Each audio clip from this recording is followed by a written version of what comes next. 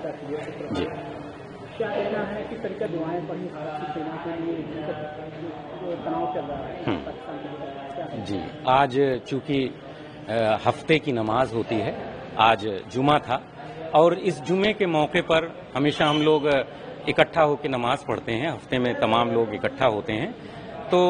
ہم لوگوں نے نماز کے بعد اور دوران نماز یہ دعا مانگی کہ ہم دشمن ملک پر یعنی پاکستان پر فتح حاصل کریں، چونکہ اگر وہ دہشت گردی کریں گے ہمارے ملک میں، ہمارے ملک کے لوگوں کا نقصان کریں گے، ہمارے ملک کا نقصان کریں گے، تو ہم انہیں چھوڑیں گے نہیں۔ اور اسی اس میں ہم نے دعا مانگی ہے کہ ہماری سینا، ہمارے دیش کی فوج وہ کامیاب ہو اور بڑھ کر کے اسلام آباد میں پاکستان کی راجدھانی پر ہم اپنا ترنگا لہرائیں۔ جس طریقے سے ہمیشہ ہم لوگوں نے فتح حاصل کیا پاکستان پہ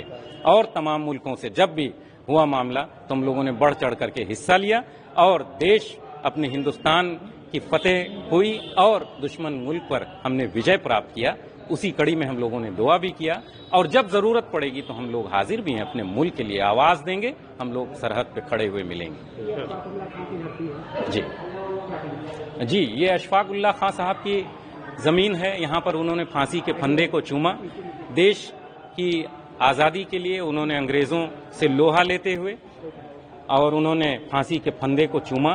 انہوں نے ایک پیغام دیا کہ جب ضرورت پڑے تو ملک کی آزادی کے لیے اگر خون بہانا پڑے تو خون بہا دو، جان دینا پڑے تو جان دے دو۔ تو انہوں نے تختہ دار پر پھانسی کے پھندے کو چوم لیا اور سن 1971 میں جب پاکستان سے ہمارا ہوا معاملہ تو ہم شہید یہ ویر عبدالحمید بن کر کے پاکستان کے ٹینکر کو ہم نے پنکچر کیا اور پاکستان کے چھکے چھڑا دیے۔ مجھے چار پنکتیاں اپنی یاد آ رہی ہیں کہ میں اپنے دیش کی خاطر شہید ہو جاؤں، میں اپنے دیش کی خاطر شہید ہو جاؤں،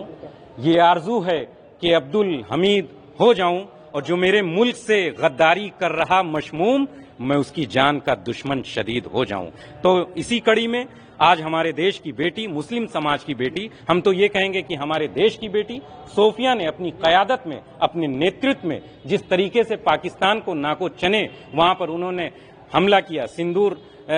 آپریشن چلایا اور وہاں کے ٹھکانوں پر انہوں نے حملہ کر کے لوگوں کو وہاں پر جاں بحق کیا، اور ہمارے فوجیوں نے اپنا سینہ تان کر کے وہاں پر جو فتح حاصل کیا، ہم مبارکباد پیش کرتے ہیں اپنے فوجیوں اور ان کی حوصلہ افزائی کرتے ہیں کہ اسی طریقے سے جب ضرورت پڑے تو دیش کے لیے آگے بڑھ کر کے آپ جائیے اور اسلام آباد میں ترنگا لہرائیے، اور ہم سبھی مسلمان دیش کے آپ کے ساتھ ہیں۔ ہمارے خون کی ضرورت پڑے گی تو ایک ایک قطرہ خون کا ہم حاضر کر دیں گے، اگر